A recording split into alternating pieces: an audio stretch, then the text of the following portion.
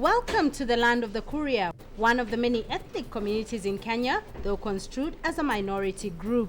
But in reality, the Kuria community is actually large, and its sphere of influence extends across the Tanzanian border from Hispania. The Kenyan and Tanzanian Kurias have been embroiled in clan conflict in over half a century.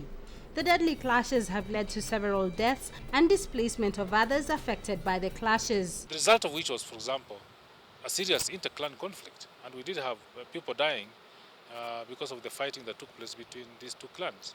And it is perhaps the social liability and the cost of the atrocities of the conflict that forced the elders from both sides to hammer a truce and seek lasting peace among the community.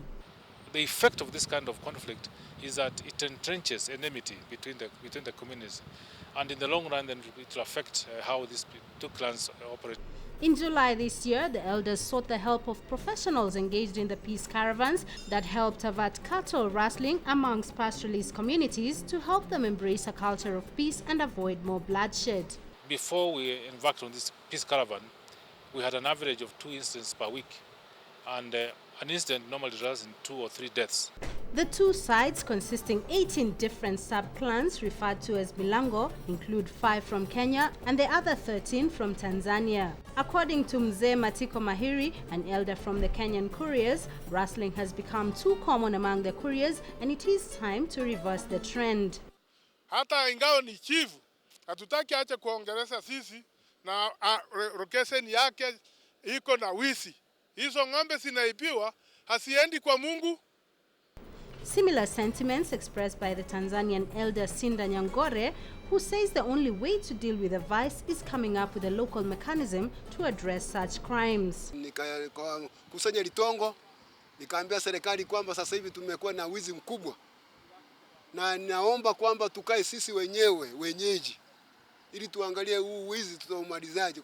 Among the main causes of the animosity that exists among the Kuria are border and land disputes, as well as rustling that is fueled by the easy access to firearms. Lack of schools and failure to enroll children to schools has also been cited as being a problem that leads them to embrace cattle rustling. When you see young children herding cows and goats across Kuria, both in Kenya and Tanzania, it's not a good sign in terms of the durability of the peace.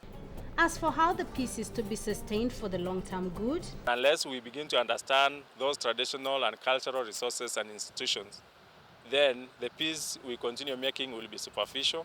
In the second part of Mending the Roots tomorrow, we join the Kuria elders as they partake in a cultural ritual last performed in 1967 as they seek to appease their ancestral spirits with sacrifices.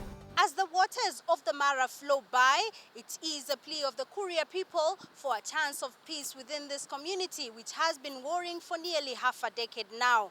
It is at this sacred place that they've come to plead with their gods for a chance at a peaceful future. Glena Nyamwaya reporting for Channel 1 News at the Nyamwaya Kike along the Mara River in Serengeti, Tanzania.